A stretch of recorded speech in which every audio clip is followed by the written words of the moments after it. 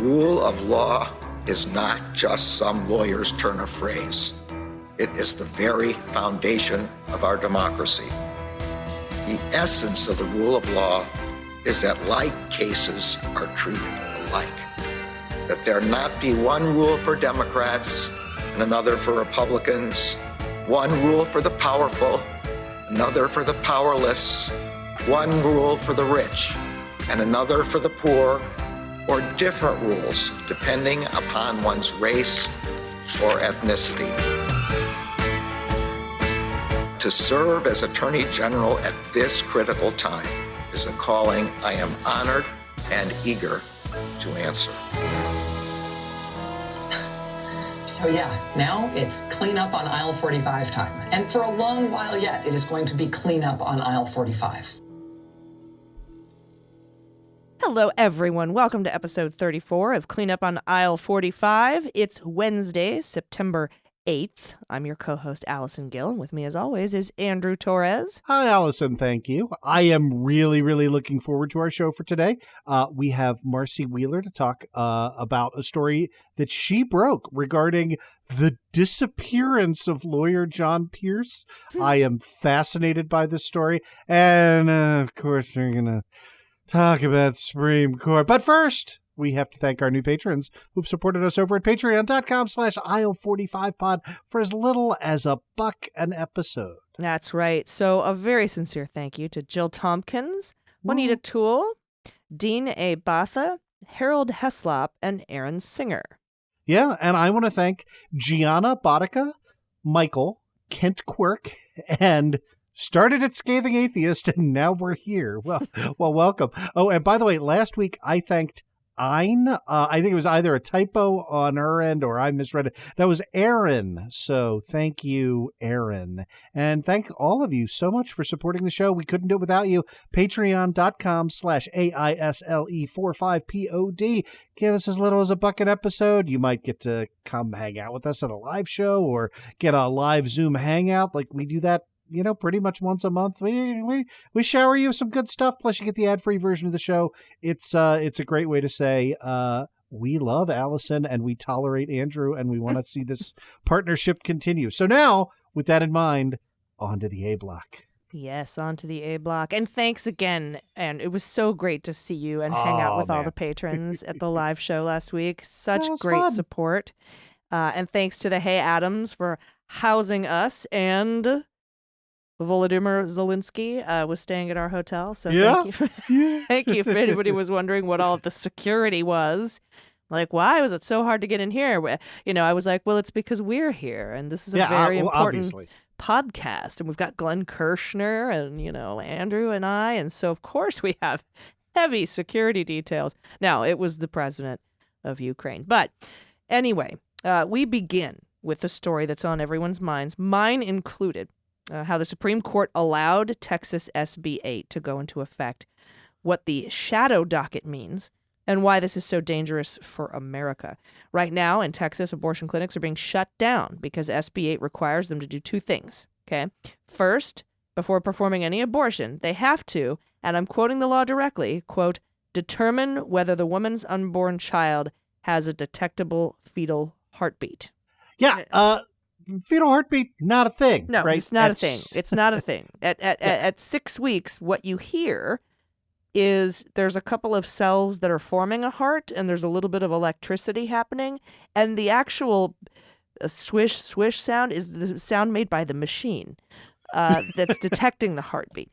So there is no heartbeat, and regardless, Andrew, the privacy that's afforded us in the Constitution. Somebody put out a really great example. They said, look, if some kid needs a bone marrow transplant, right? Have you read this example? I have not, but I think I know where you're going. It's really great. This kid needs a bone marrow transplant. I am the only chance he's got in the world. I'm the only person that has the exact right bone marrow to donate to this child, or the child will die, right? And I decide not to.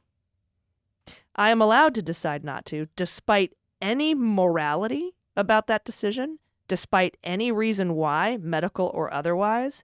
I don't have to come out and say, hey, I will be medically hurt if if this bone marrow transplant happens. I don't even have to prove that. That is the law, and it's the same should stand to reason for a uterus. It's just privacy. What I do with my uterus is my private business.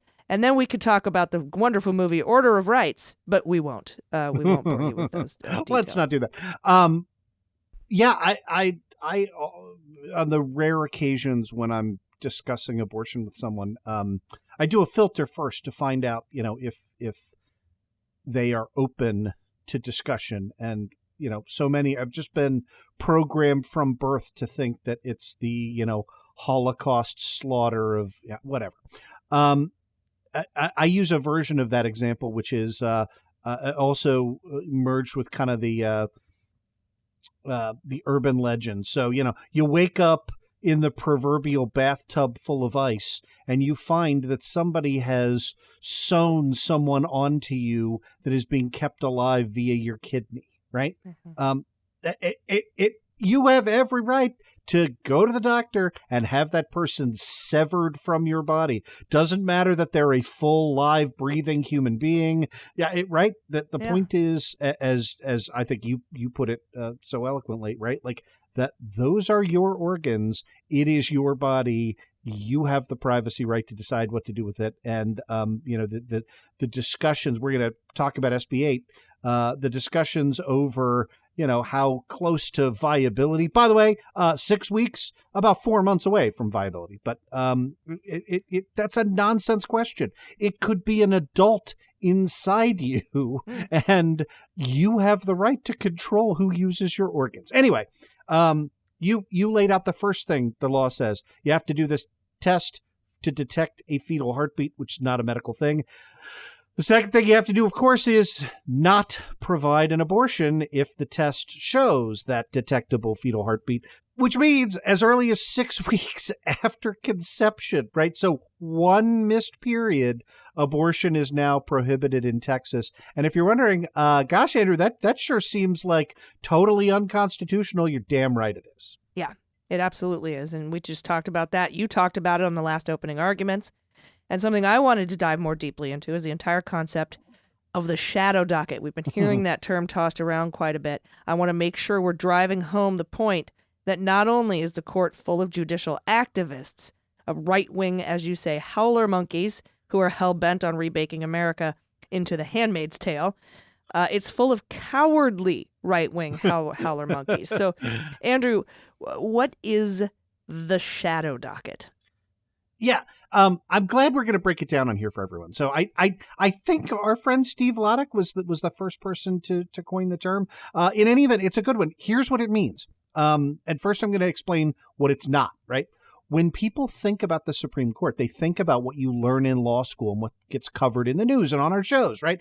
That is the court of last resort that you don't get to go to automatically. They get to pick their own cases. And what the Supreme Court is supposed to do, right, all the way back to Marbury versus Madison, right, is look for areas where there are unsettled legal questions or where different courts have ruled different ways. And then they take those super tough cases. They issue a writ of certiorari. It gets briefed. You hear oral arguments. There's debate. And then they go back and forth and they make a decision. Yep. Yeah. And that decision is then published for everyone to see. That is called a published opinion. And you're right. When I think of, hey, Supreme Court has ruled, that's what I think of, right? A published opinion. It's probably 5-4. And then there are concurrences and dissents. And we've talked about Sheldon Whitehouse's amicus brief in the New York pistol and rifle case, right? That shows that the Roberts Court's 5-4 opinions have pretty much uniformly been to achieve conservative political outcomes. Like it's like something like 74 of the last 77 prior to this term. But that's all the regular docket. That's been obviously politicized, radicalized, and used to partisan ends. But that's the regular docket. Yep. And in that, you've articulated sort of the rule of law point, right? Which is even when the court's doing something terrible, which it is, when it does it on the regular docket, at least it's out in the open. And this is the crucial part. The justices have to write out the reasons why they've done a thing. And then we can dissect that, right? We can critique it in law reviews. We can find ways to distinguish or work around it, test it for sound, all the stuff that I love doing in your basement, right? It's bad that the Supreme Court is making right-wing law from the bench on the regular docket. But at least when they do it via regular written opinions, we know what they've done. We know how to respond. The shadow docket is everything else that the Supreme Court does, and none of it has this rule of law attached to it. All right, so everything else. Let me take a crack at this. Right, one of the things the Supreme Court does is hear emergency petitions. We saw a lot of it during COVID, for example, right, where the churches wanted and generally got exemptions from statewide bans on large gatherings. This happened in eight different times in California. Governor Newsom would issue an executive order. The church would go to a court with an emergency petition to stay that executive order that would get denied. Usually it would go up to the Ninth Circuit, which would deny it again, and then appeal to the Supreme Court, which sometimes granted the stay and sometimes didn't. We saw it a lot with the Trump cases, too. Yep. Trump absolutely abused the shadow docket in precisely this way. So let's kind of merge those two things together. The important thing is that all of these rulings are what are called non-merits rulings. They don't reach a final decision. They don't have any precedential value, right? It's just a question of, do you meet the standards for emergency relief or not, right? And that makes total sense when you're talking about, does a law go into effect? Okay, well, we got to decide now because that law is going into effect in 24 hours. We don't have time to write 3 months worth of briefs and then replies and all of that, right? Have a hearing. No, you have to make a snap decision. That's fine. But that's why the increased use of the shadow docket is so terrifying. It's why all the religious freedom cases that you talked about make no sense, right? And contradict each other because none of them were decided on the merits, right? So the last one was Tandon versus Newsom. That was April of this year. It was an unsigned per curiam opinion, almost certainly written by Amy Coney Barrett. It said, Governor Newsom's executive order should have been stayed because it treats churches differently than it treats, quote, some comparable secular businesses, end of quote. And in particular, it mentions liquor stores. Okay, now, all right, I get it. Amy doesn't hang out in liquor stores. But if she'd asked me, right, if this had been on the merits, somebody would have told the court's conservatives, generally speaking, an important difference between liquor stores and church services is that people don't go into liquor stores for an hour and a half and sing songs and spit on each other, right? If you'd have had a hearing, someone would have said that. Yeah, but because this was the shadow docket, the judges just kind of, by not doing anything or issuing a stay, just got to make it up. Yeah. So does that explain why this landmark ruling allowed Texas SB 8, the nation's toughest so far anti-abortion law, to go into effect? The entirety of the court's opinion doesn't mention abortion at all. Is that explain why that happened? Because it was a petition for injunctive relief, right? In this case, one that was denied. So the Supreme Court can end its decision here by saying this order is not based on any conclusion about the constitutionality of the law and in no way limits other procedurally proper challenges to Texas law. But we're just going to let it go into effect. Yeah, that's exactly right. So look, they can say that this order is not based on a conclusion about the constitutionality of the law. But if this wasn't on the shadow docket, the logic that is used here would have had to have been subjected to, Justice Sotomayor, who might have had a few things to say about it, where it would have been laughed out of the cloakroom. So, all right, here's what's going on. The 5-4 majority here, that is the conservative wing minus Roberts, because this is a bridge too far even for him. Good for him.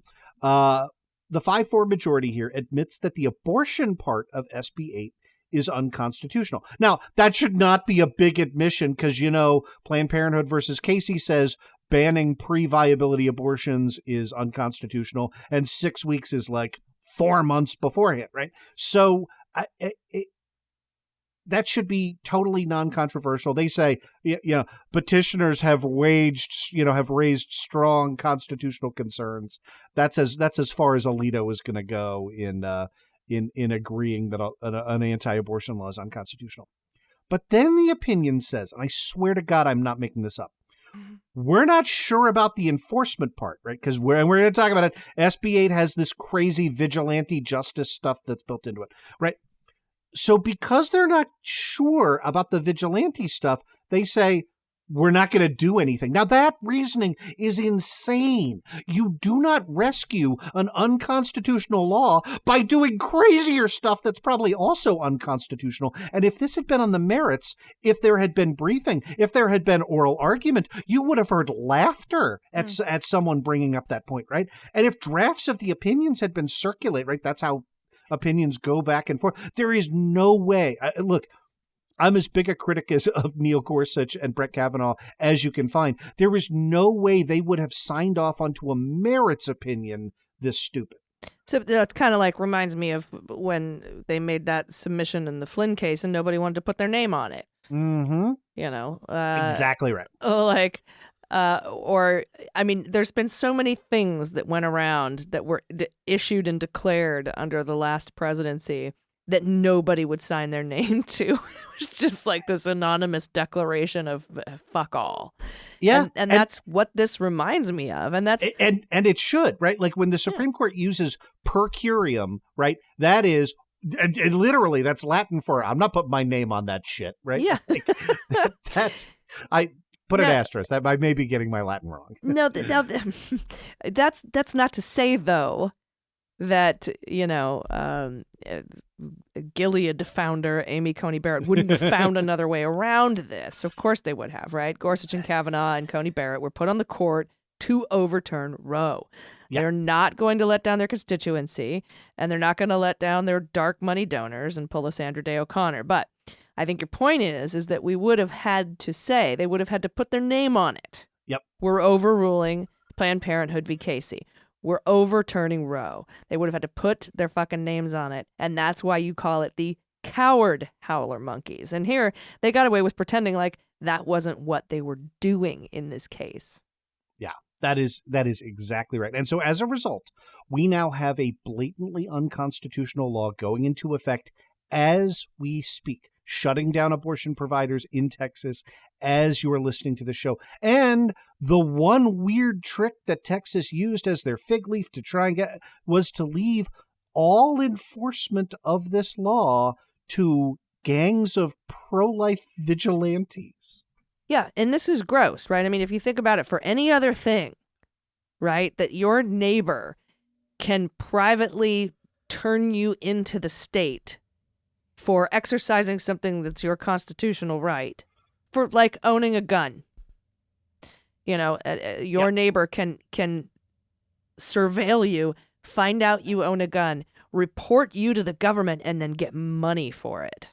Yeah, right? Bring a civil lawsuit. Yeah, I mean, why don't you break it down a little bit? Yeah, and the way that this works is for any person who performs an abortion or intends to perform an abortion or knowingly engages in conduct that aids or abets the performance of an abortion, including paying for reimbursement of the cost, any person, so long as they are not an officer or employee of the state, can bring a civil lawsuit. And I think, Andrew, there's a 48-month period to do that in. So you got to look over your shoulders for 4 years.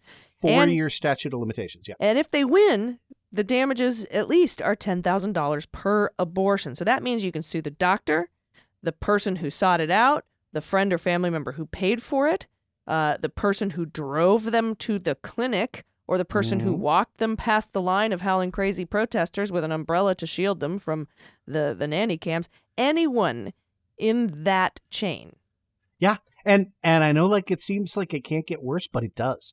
The law also incentivizes as many lawsuits as possible with fee shifting, which is incredibly rare in the American legal system. Here's how it works in SB 8 and no other law in America that I know of. If you win, the plaintiff gets the $10,000 plus, and by the way, as you point out, that's a minimum. If the judge wants to grandstand because he's a pro-life asshole, and I say he because of course they're he, it just says $10,000 is the minimum. There is no statutory maximum, none. Can you imagine that in a statute creating a brand new cause of action no cap, right? He could award $1 million. He could award $1 billion, right? Like that would probably not stand up on appeal, but I don't know, who the hell knows in Texas, right? And then here's the kicker. The plaintiff, if they win, also gets their attorney's fees paid.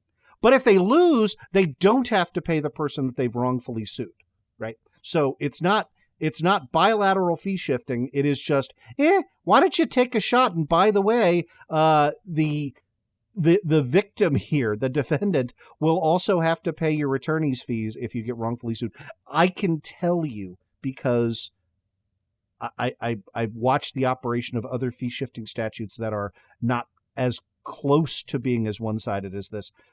This will incentivize bottom feeder lawyers to take these cases on contingency, to drive around to so-called sidewalk counselors and churches and pro-life clinics and crisis pregnancy centers and sign people up to bring lawsuits, to bring as many of them as they can. Yeah, and one such group that was doing this was Texas Right to Life, who put up a, hey, send your anonymous tips in, and our group of, I guess I'm going to call them womb chasers. Nice. I've just coined that. I have not seen it yet, but this is what this is, right? Because I was thinking of ambulance chasers or Slippin' Jimmy from Better Call Saul, right? These are womb chasers. They're going to go around and they're going to, are you eligible for? Did you or a loved one suffer from, erratic behavior after drinking a Monster Energy drink in 2009? You call us today at Bender and Bender. They're going to have these ads and these bus bench ads. It's going to be everywhere. It's going to be gross, and it's terrifying because I see conspiracies of these lawyers working with men who impregnate women to get this done. I see if we want to go from a more Christian standpoint, right, a more moral standpoint, I could see a man and woman team up to get pregnant and have an abortion and split the $10K.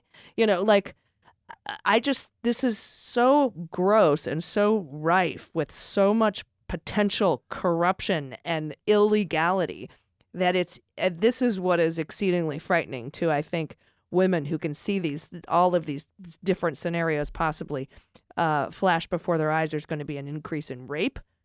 I think there are going to be, it's just absolutely stunning. And Merrick Garland today came out and said, well, we're going to make sure we enforce the FACE Act, which is just simply a law that's already been in effect since 1994 that disallows you to be violent or stop somebody from having access to a clinic, but only for legal abortions. Right now, abortions are not legal past the 6-week mark in Texas. Yeah. So this is, I really hope that what Merrick Garland meant is, here's step 1 of 800 steps. I'm working on it. I got my heads in the books. We got our heads in the books, and we're going to come up with other stuff to prosecute and criminalize the vigilante response to this absolutely outrageous law. Yeah, I agree. A lot that you said there. A couple of things to knock on. You hinted at this. We should say SB 8 contains no exception for rape. So yeah, when you say teaming up, there is absolutely nothing in the law that prevents one of these vigilante plaintiffs from calling a rapist as a witness in the trial. The trial, and again, most of these, it's hard to even imagine how they can be disposed of. But yeah, that would be permissible to introduce the rapist's testimony. And I do believe it's somewhere in the law. It says that a rapist can't collect the money for the vigilante part, not for the abortion part, but for the vigilante part. To which I say, how wonderful that you live in a society where all women are believed and all rapes are prosecuted and convicted. They are not. And something that can be done right now, and I'm urging Congress to do this. I'm urging right now, call Senator Schumer and tell him to bring this to the floor. It's the Military Justice Act. It takes the decision as to whether or not to prosecute a rape on a military base out of the chain of command, where there's just too many conflicts of interest, and it gives women and men, everyone, it gives everyone who has been raped a safe place to report outside of their chain of command, where they will not be retaliated against. There's just too many conflicts of interest. And at the very least, we can give women who are in the military a fighting chance to safely report and get a prosecution of rape so that they can't be sued under SB 8. They have 66 co-sponsors, Andrew, but for some reason, Jack Reed of Rhode Island, who's a Democrat, stopped unanimous consent. He wanted to go through the NDA procedure. It's going to be delayed until the NDA is passed.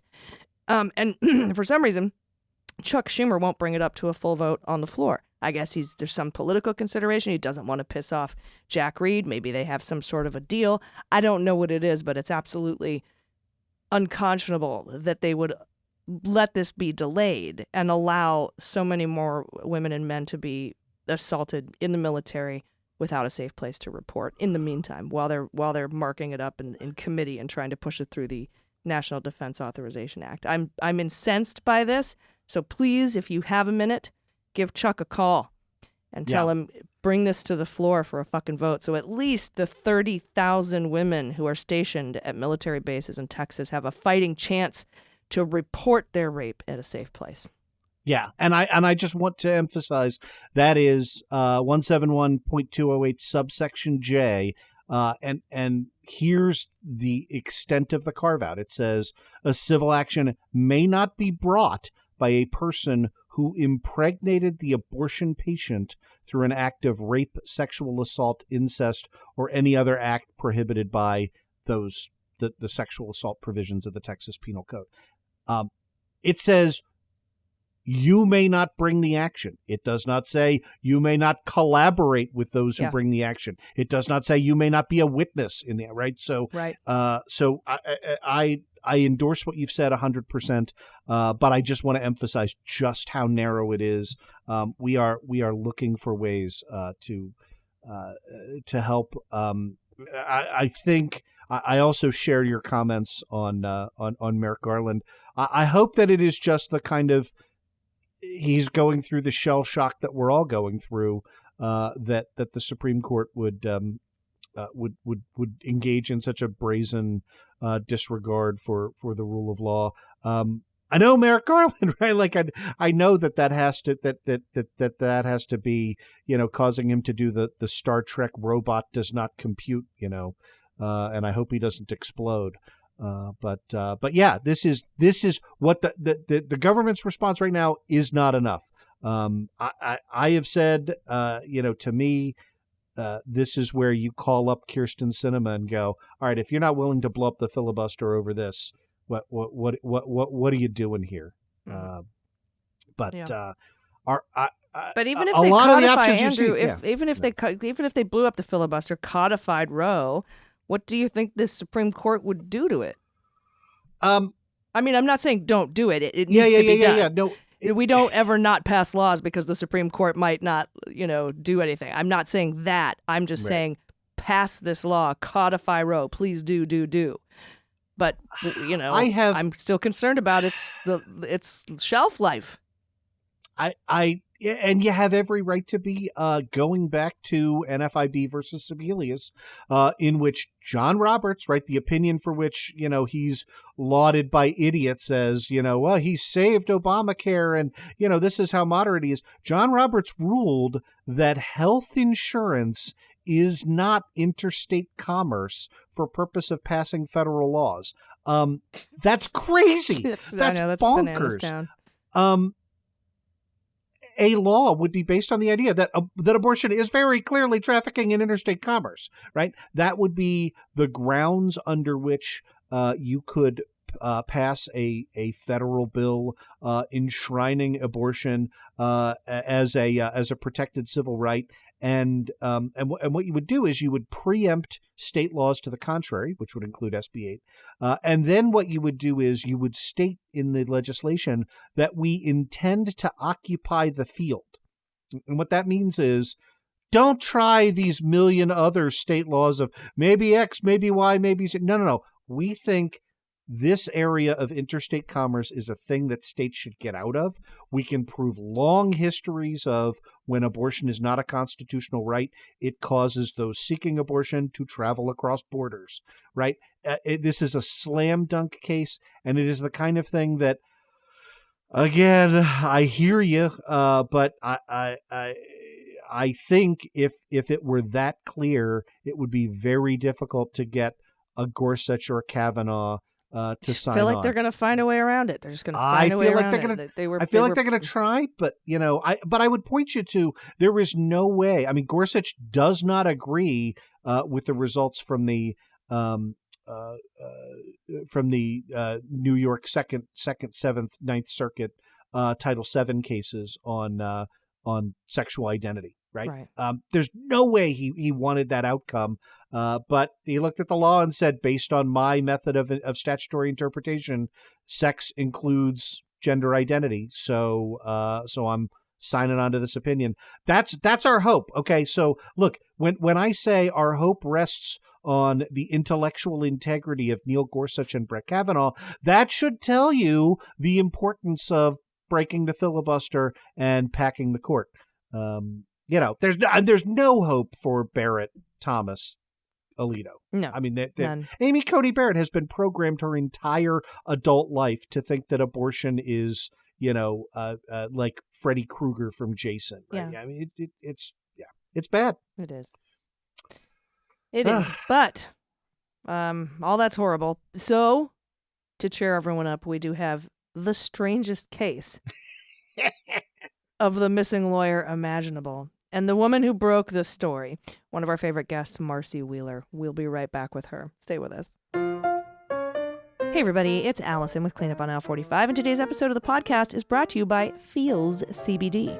If you haven't tried CBD yet, you must. I highly recommend it. CBD isn't about what you feel, it's about what you don't feel, like stress and anxiety and insomnia. Feels CBD is safe, organic, and has been really helpful for me with pain relief, nervousness, and insomnia, and there's no hangover or addiction. Feels is a premium CBD that will help keep your head clear and feel your best. It's hassle-free, delivered right to your doorstep. Feels has helped me feel calmer, less sore after workouts. That's my particular favorite part. It elevates my mood, and it's helped me sleep better as well. Feel the difference within minutes by placing a few drops of Feels under your tongue. Finding the right dose of CBD is very important, and everyone's dose is different, so you know. Feels offers a free CBD hotline to help guide your personal experience so that you find your perfect dose. The Feels customer service team is dedicated to making sure you get the best use of your CBD. Joining the Feels monthly membership makes your self-care easy. You'll save money on every order, and you can pause or cancel anytime. Very easy, and they have excellent customer service. Start feeling better with Feels. Become a member today by going to feels.com/cleanup, and you'll get 50% off your order with free shipping. I've never seen such an amazing discount. That's Feels, FEALS.com/cleanup, and become a member and get 50% automatically taken off your first order with free shipping. Feels.com/cleanup. Everybody, welcome back. We're happy to be joined today on Cleanup on Aisle 45 by Marcy Wheeler. She runs the emptywheel.net blog and just has been following the insurrection cases so closely. And today we wanted to bring you on, Marcy, to talk about where in the world is John Pierce. And first of all, welcome. Thanks for coming on. Great to be on. Now, you kind of broke this story, right? A while back that he was sort of missing in action, this lawyer. But can you start off by telling us, who is John Pierce? Where does he come from? And how did you sort of bring it to the attention of kind of the world right now, the world that's following this, that he's MIA? Yeah, let me jump ahead to the how did I bring it to the attention. All I did was live tweet a hearing, so it was no big deal. It was just one of those moments where when you're covering something live and you put quote marks because you feel like something's going down. And then as you're typing it, you're like, holy shit, did that just happen? So that's the middle point of this story. The backstory to it is, this is the guy who basically latched on to Kyle Rittenhouse, right? So the Kenosha killer, the guy who killed 3 people at Kenosha. Right. And he was going, and he also wrote it. I mean, I do a lot of surveillance stuff. I'm an expert on FISA. He wrote Carter Page's FISA suit against DOJ, and it's horrible. And I wish it were not horrible, not because I have any love for Carter Page, but because we will never get a similarly situated person as Carter Page to be able to take this lawsuit. And he went to this, goofball who knows nothing about FISA, and it's a terrible lawsuit. Whereas I could have written a better lawsuit, and I'm not a lawyer. So anyway, Carter Page, Rudy Giuliani, I'm going to miss one, but the important one is Kyle Rittenhouse. While he was representing Kyle Rittenhouse, he tried to kind of brand Rittenhouse with the Proud Boys. He brought Rittenhouse down to Florida. He met Tario. He met a bunch of these other thugs. And Kyle Rittenhouse fired him because Kyle Rittenhouse knew that there were these fundraisers that were making a lot of money, and John Pierce not only wasn't giving him the money, but he wasn't giving him the bail money. So Rittenhouse was like in jail while Pierce was living large on the money that had been raised for Rittenhouse because he was a celebrity. Yeah, and Andrew and I have talked about that particular case with, I believe, Adam Klasfeld. Isn't that right, Andrew? Yeah, that's right. I actually I have never been able to confirm that sort of initial involvement, right? I mean, it just sort of looked like Pierce kind of showed up in Wisconsin and ingratiated himself in the middle of this. So I appreciate that background. So Marcy, I mean, one of the things that we have seen with Kraken lawyers and with, ridiculous lawsuits is you'll pull up the website of the firm that's involved. And, it's a guy who handles, drunk driving and slip and fall cases. Oh, and by the way, on the side, I handled defamation for people who are trying to overthrow the Republic. John Pierce, as far as I can tell, Pierce Bainbridge, I mean, he has the superficial credentials that seem to be in line with someone doing this kind of work. So I mean, you broke the story of his disappearance. I've never seen this happen before, where a high profile individual advertises on the website that we represent folks in connection with 1-6, just up and vanishes into the ether. Yeah, I mean, so he's got some legal problems. He's got some financial problems. He reportedly has some substance abuse problems. What happened was, you can call into these hearings, and I have different interests. I don't necessarily like the high profile ones, and early on, I developed a theory about John Pierce that, let me take a step back.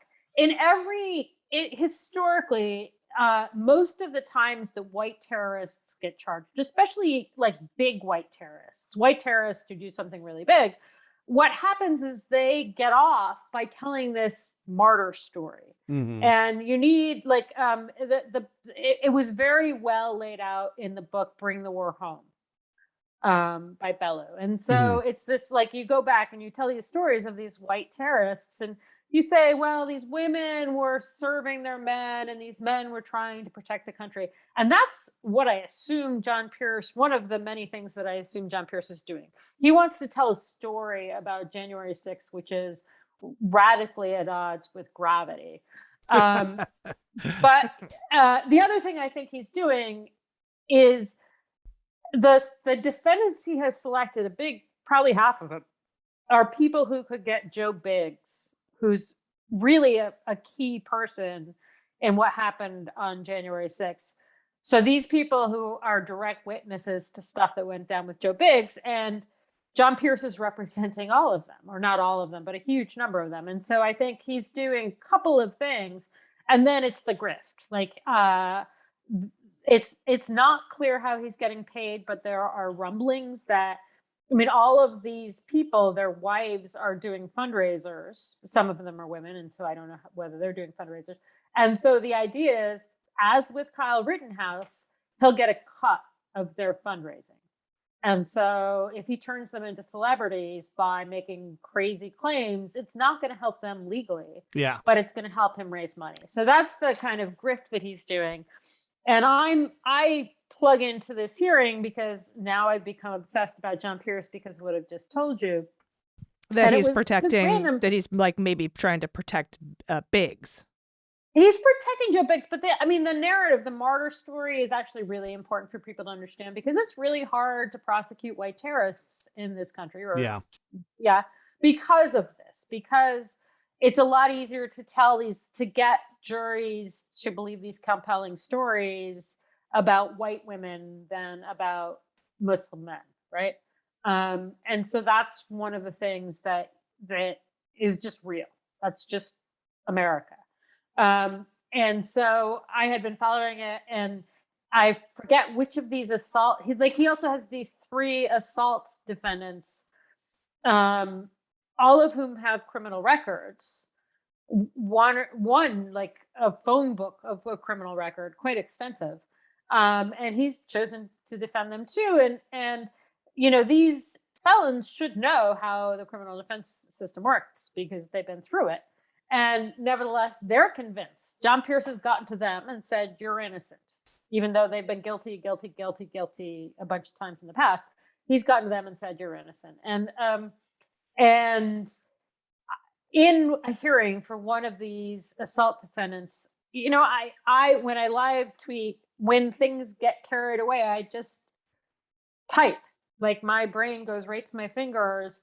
And so I was in that mode. And for whatever reason, I threw up quotation marks because I knew something was coming. And that's when his associate, and we'll get to the associate who is under indictment in Pennsylvania. That's when his associate, guy by the name of Ryan Marshall, says, we believe he's in the hospital on a ventilator, unresponsive. And, I close quote, and I'm just going, holy shit, did I really? And I'm the only one who got the quote.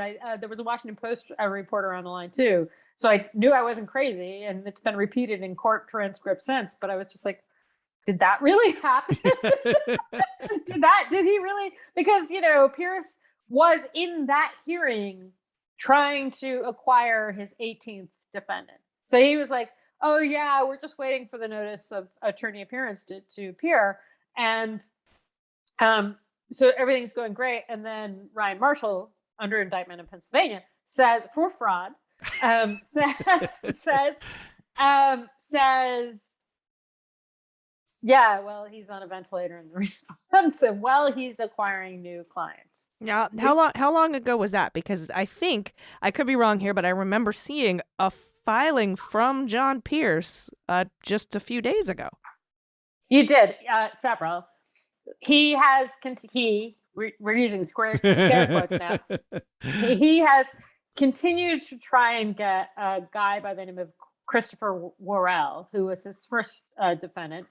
He is a Proud Boy from Florida who was sent to D.C. on buses that reportedly were paid for by Proud Boys. So, and he assaulted some cops. So, he's somebody with whom the Proud Boys more generally, and whoever funded those buses might have some kind of liability as well. But anyway, Worrell has non-Hodgkin's lymphoma, and Pierce keeps trying to get him out. Keeps trying to say, well, he's sick, he needs to get out. And one of the problems is that Worrell, left to his own devices, doesn't get actual accredited medical treatment. He goes to somebody, probably he wants horse medicine, right? Sure. But he, in this latest bid for release, John Pierce, scare quotes, says, he needs to be released because he can't get his medical care in the hospital he's in. In the prison he's in. And DOJ is like, he has refused care on X date, X date, X date, X date, X date, X date. He keeps refusing to leave the hospital. I keep saying hospital. He keeps refusing to leave the jail to get medical care. And he wants to be released because he can't get medical care that he refuses to so get. that's like when I eat the entire meal and then try to send it back at the restaurant. Yeah. And so the filing, Allison, that you're talking about was in that guy's case. And it was the reply. And though he, John Pierce, in quotes, scare quotes, had to file the motion several times because he kept getting the jail that his client was at wrong. So it's just and I mean, I think everyone probably gets it, but all you need to do to file under the name of an attorney is have access to that attorney's login to whichever online filing system. Attorneys routinely turn that over to their secretaries, paralegals, assistants, associates, that sort of thing. So I'm not. It's not real hard to read between the lines to suggest here that maybe the person filing as John Pierce is not actually John Pierce. Yeah, and I was going to ask, is that even legal to do? Can you file on behalf of another lawyer and say it's you? If there's a lawyer actually supervising it. I mean, this has already come up. DOJ sent something to all of the defendants being represented by John Pierce. I actually think they may have missed one, but they sent something and they said they should hire you. Yeah, they should. They said, hey, judge, just so you know, and you have some leeway on making sure that these poor defendants have representation. This guy's AWOL. I saw this. Yeah. I think the last that they had heard from him was August 23rd. But the important thing is it's Ryan Marshall. So I've mentioned him. He's the associate, right? I cannot wait to dig into this. He is not barred. He's not a lawyer. And he's not a lawyer. And not only is he not a lawyer, but he's under indictment in the state of Pennsylvania for fraud he allegedly committed as a filing clerk in the courthouse or something. God, so if he filed on behalf of John Pierce, that sounds like it would be also fraud that he could be under indictment for if he did that. I'm just speculating, but I mean, well, yeah, I mean, the other thing is like, so in their filing, DOJ was like, you can't without any kind of supervision as a non-lawyer file things, like even file notice of appearances, much less bail motions. Yeah. Right.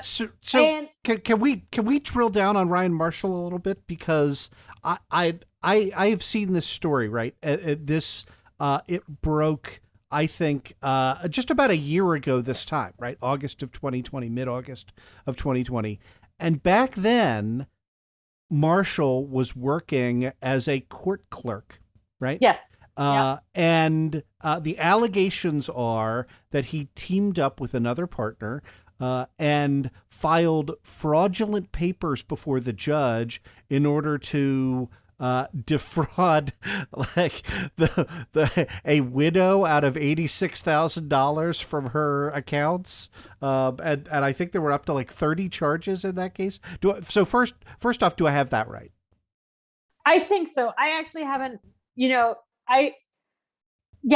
I haven't read all of the details of that case, but yeah, he's under indictment for real fraud, right? And as a court employee, and let me add, those court employees, court clerks, typically are not lawyers. They're not admitted to any bar. They haven't gone to law school, right? It's just a civilian job. So do we know, in fact, whether Ryan Marshall has gone to law school at all? No, so she just said he's not barred. He's not. No, yeah, but he's not barred. Right, but you could have gone to law school and not taken the bar yet. Yeah. Right. Al Woods. Yeah, this is the difference between him being Thomas and him, Yeah. So as this was rolling out, Judge Amit Mehta, who's overseeing he's overseeing a ton of these cases, he happened to be overseeing both of the assault cases in addition to the Oath Keepers case. And one of the key Oath Keepers is also being represented by John Pierce. So Judge Mehta has all of these balls in his lap right now. And he's asking Ryan Marshall, he's like, well, so is there a lawyer who is barred? Let's start with DC. Is there a lawyer who's admitted into DC? And Marshall raises some other lawyer. And Mehta's like, is he admitted into DC? And Marshall's like, no. And then Mehta's like, well, what about this other partner? It's Pierce Bainbridge. Who is Bainbridge? And Marshall's like, never met the guy. Like literally never met the guy. He works for Pierce Bainbridge. He's never met Bainbridge. Bainbridge is a real estate guy. So he's not gonna, he's a bar lawyer, but he's a real estate guy. And so then Marshall says, well, we're considering trying to get me barred under the emergency provisions tied to COVID. What? No, yeah. Like this whole thing it's just a rabbit hole. Don't go down here. It's just not, you don't want to go down here. Oh, I am diving into the rabbit hole, Andrew head first. Yeah. Andrew likes these rabbit holes. But is he even a JD? Like, is he even a JD? We don't know. We don't know. We don't know. He has gone to some of law school, but he is not a lawyer. And yeah, at every step, it's like you open a new door and there's something even crazier behind the door. So that's where we were already on that day when here I am typing, my fingers are on autopilot and I'm typing that John Pierce has COVID, is on a ventilator. And oh, by the way, that was about 4 or 5 days after he said, I'll never take the vaccine. You couldn't stick that in my mouth. Right. Well, I think it's very interesting that the Department of Justice would send letters, or was it the Court or Department of Justice send letters saying, hey, just want to make sure y'all know, defense attorneys, you can't file anything if you're not barred, and you can't file on behalf of anybody if you're not barred. I just find it really, really interesting that they sent it to the judges. So they said to the judges, please help us. And frankly, they're right. Yeah. And one of the really, really super minor John Pierce clients, Victoria White, it came up, they're like the Judge Faruqi, he's the magistrate. He's like, they're trying to look out for your rights to make sure that you have a lawyer. And Victoria was like, they're just probably trying to make themselves look good. But honestly, they have a huge incentive to ensure, they have to make sure for their own cases that they can't be appealed or have mistrials because they have defense attorneys. That happens. Right. So they sent to all of the judges. Again, I think they missed one, but they sent to all of the judges for these clients and said, look, you need to go. No, this guy's AWOL. He might be on a ventilator. We don't know. He won't talk to us. His associate doesn't know. And so you as a judge, and so not all judges have done this. Judge Mehta is kind of saying, I'll give you a week and we'll see what we can do. Judge Friedman, who's a senior, has 3 or 4 of these cases, and he has referred it back to the magistrate judge to try and find them lawyers. The rest haven't acted yet. It's 18 people. I 16, assume, I guess, yeah. I assume the court, and Andrew, maybe you can answer this. I assume the court can order a defendant to be assigned a public defender or represent themselves. You have a choice. We can't do this dance anymore. We have to do this properly, and maybe make an order that says, I'm either giving you a public defender or you're representing yourself. Choose, you have 24 hours, file a brief or whatever. Yeah, absolutely. That is within the power of the court. I am gratified to know, and disclosure, the show listeners know this, but Judge Mehta is a former partner of mine and a friend. And again, you two know his name in connection with the Mueller investigation. He is, again, I have some bias about this, but he is incredibly detail-oriented. I cannot think of somebody on the Court of Appeals, on the U.S. District Court for the District of Columbia, who I would rather have alerted to this problem to sort of be able to tackle it kind of top down and still dig into the weeds of no, wait, like get me a real lawyer who's really admitted in DC in this court, or we're going to have to make a tough choice, and that in fact would be the option, right? Like, how many of the 18 defendants are being held without bail because they've assaulted cops or because they're being charged with conspiracy? They aren't going to want to languish there in jail.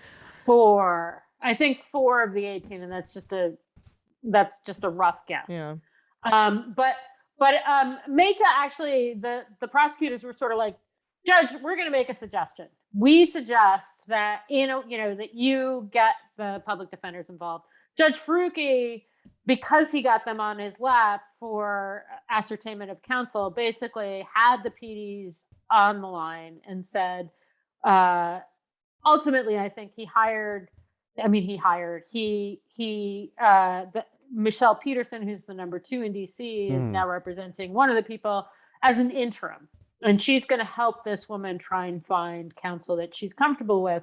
So between the two of them, that's 6-7 of the defendants involved, and they both have something in plans. And then, we'll see what happens after the holiday, after today. But it's just, it is an urgent issue, right? Yeah. Like some of these are, if my theory is right, which is that John Pierce is partly trying to set up a firewall for Joe Biggs and Enrique Tarrio, and therefore for the people who were in direct contact with the two of them who might live in the White House. It is urgent that those people don't get a free ride because they were represented by a grifter. Yeah, or even delaying to get some sort of speedy trial problem happening, or unfit counsel sort of appeal thing. It almost seems like sabotage to me. I'm of course just speculating. Sabotage plus grift. Yeah, let me give you an example. The oath keeper that John Pierce is still representing is a guy named Kenneth Harrelson, who was maybe the second most senior oath keeper in Florida. The most senior was a car salesman, but Kenneth Harrelson actually has a military background. And it appears that there was a plan on January 6th, which is the Proud Boys launched the assault from the east.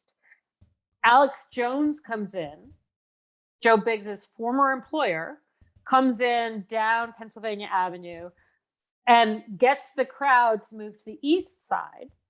And then the crowd that Alex Jones has brought down Pennsylvania Avenue to the east side busts in a second front of the Capitol.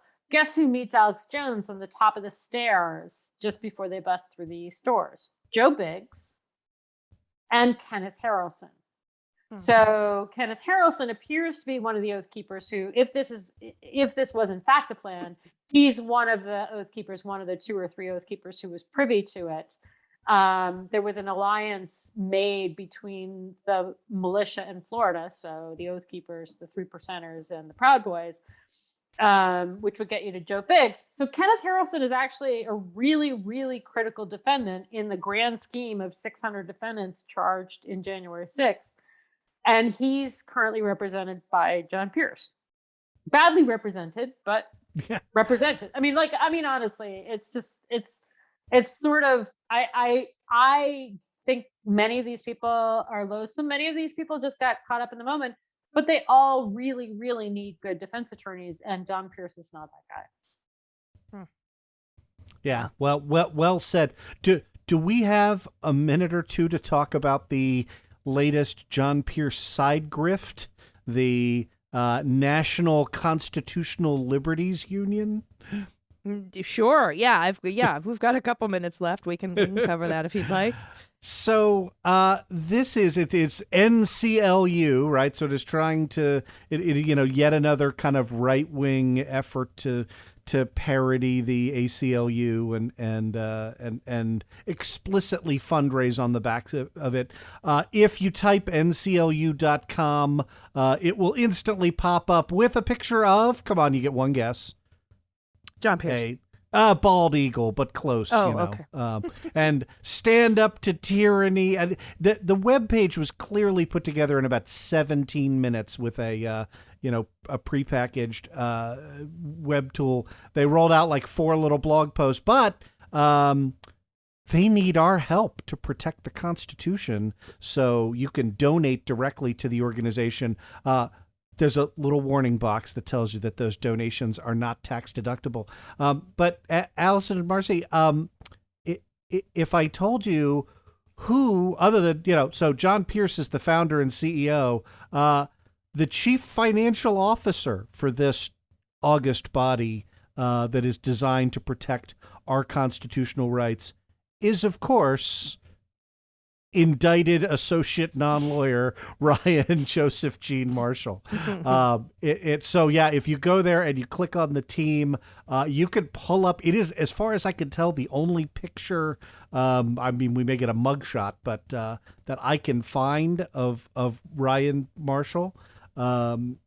He looks like someone rolled him out of bed on a 3-day bender and stuffed him into an ill-fitting suit and photographed him up against a brick wall. It's pretty amazing.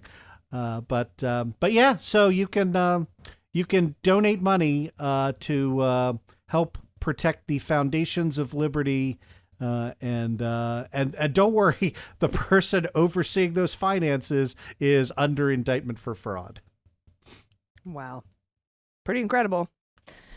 I think we need to put a pin here, as you would say, Andrew, and check back in a couple of weeks. I know we have a holiday right now, so we're not going to get any further on these stories as we talk today. But I just want to thank Marcy, first of all, for your absolutely diligent work and going down the rabbit hole after rabbit hole after rabbit hole. Because, Andrew and I both, right? Yeah, because it's just it's pretty stunning to me, all the kinds of, just on its face, stunning. And then when you even start to even speculate, just dip your toe in the speculative pool for a little second, it's out of control. So I appreciate you coming on and explaining it to us today. This story is like, I've covered rabbit holes before. This is like a clown show rabbit hole, because it's like every door is like, no, you're kidding. No. He's not under indictment. No, he's not on a ventilator. He's not an anti-vax guy. They each get crazier. So tune in next week for John Pierce's latest update. Totally. All right. Well, thanks so much. when you find him, and I think if anyone single-handedly is going to find John Pierce, it's going to be Marcy Wheeler. So. Yeah, they should hire you. Wait, can you get maybe barred in DC, like under the emergency COVID policies? Yeah. Wait, I'll use my comp lit PhD to do it, right? That's just as, I'm not indicted as far as I know. So yeah, my firm is looking for a second associate, so apparently we could do worse. All right. Well, thanks so much. I appreciate your time today, and I hope you'll come back and join us when we get a little. This picture is only going to become more clear in the weeks and months ahead. All right. Take care, you guys. Thanks so much. Thank you so much. Everybody, stick around. We'll be right back. Hey, everybody. It's AG for Cleanup on Aisle 45. Every year, U.S. businesses waste over $400 billion. That's $400 billion because bad writing. It causes confusion, misses the mark, takes too long to get to the point. On the flip side, better writing also helps businesses win and impress customers, enhances brand perception, improves internal communication, and strengthens relationships with critical partners. Better, faster writing means better business, which is why your team needs WordTune for Teams. Going way beyond simple spelling and grammar correction, WordTune is the only AI-powered writing tool that not only understands meaning, but intent, and offers writing suggestions that help anyone achieve clear and compelling writing. It's the ultimate writing tool to elevate your entire team's writing instantly. I was wondering how a writing tool could possibly do this, so I gave it a try. WordTune is so helpful, I was amazed at its ability to understand what I was getting at. You simply highlight the copy you want to revise, and WordTune offers you a variety of alternative wordings, plus the ability to shorten or lengthen a sentence if you want, or you can even change its tone. WordTune improves performance on any project, everything from internal emails and press releases to sales outreach and customer service support, and so much more. You can use WordTune anywhere you're writing online, including Google Docs, Slack, Outlook Web, and WhatsApp, and more. You can try WordTune for free at wordtune.com/cleanup. And if you're looking to elevate your entire team's writing, you can get a discount for the team today at wordtune.com/cleanup. WordTune improves writing efficiency up to 4 times. And better, faster writing means better business. So start writing with WordTune at wordtune.com/cleanup. Everybody, welcome back. Gosh, Andrew, I love talking to Marcy. She knows, she is just, people think that like when I was following the Mueller investigation that I had some sort of encyclopedic memory. Hers blows me away with everything she keeps in her noggin. I'm with you. And what I love about us, I mean, Marcy doesn't need us to platform her, but with us platforming Marcy and folks like that, it is people who are just doing the work, right? Mm-hmm. Getting on those calls at each and every one of these hearings, and keeping track of everything and putting it all together. And that's what journalism used to be. And I love that we've got folks like Marcy doing that. Yeah, all right, truly incredible. Well, we got your favorite segment and mine, comings and goings. It's a short segment today, though. Andrew, President Biden announced 2 key nominations on September 2nd. And these are the statements and releases. And let's see, we have the intent to nominate the following 2 individuals to serve in key roles. We got Brad Crabtree and Tristan Leavitt. I'm going to start us off with Brad Crabtree because that's my favorite name ever. He's be the nominee for Assistant Secretary for Fossil Energy and Carbon Management at the Department of Energy. Okay, Brad Crabtree serves as the Vice President for Carbon Management and the Great Plains Institute, the GPI, and has nearly 3 decades of experience in energy and climate policy. He oversees GPI's carbon management portfolio. He helped launch the State Carbon Capture Work Group, which is a 16-state initiative first convened in 2015 to foster commercial deployment of carbon capture and CO2 transport infrastructure. And he's at the DOE now. These are the kind of amazing people we have at our Department of Energy instead of Rick Perry, who wanted to eliminate it and couldn't even remember the name of it. So I'm so thankful. He previously coordinated energy policy advisory groups for the Midwestern Governors Association. He facilitated the Midwestern Greenhouse Gas Reduction Accord Advisory Group for 6 governors and the Manitoba Premier. He also co-directed Powering the Plains, which is GPI's original flagship project that helped develop a comprehensive 50-year regional blueprint for energy efficiency, renewable energy, and advanced coal technologies. That's interesting. Crabtree has led multiple overseas delegations of U.S. policymakers and private sector leaders to learn firsthand about carbon management and renewable energy technologies and policy experience. And I want to just sort of briefly interject what I think is going on here. I think some of our folks who listen, what do you mean coal? What's not clean coal? Boo! No, advanced coal technologies, because Crabtree understands and understood that you couldn't just shut down all the coal plants all at once and mass, that there will be titrating off of coal. And while we're doing that, developing advanced coal management to make it the cleanest that it possibly can be. And I don't mean clean coal, I mean advanced coal management to make it as best for the environment as you can make it. So I just wanted to toss that in there. I think you I don't want to underestimate the persistence of some of our listeners, but I think you would be hard pressed to doubt sort of the green bona fides of this administration, right? Top to bottom, people have been put into positions at Interior and elsewhere who are sincerely a part of recognizing the climate catastrophe and taking steps. Now, can we talk about policy? Can we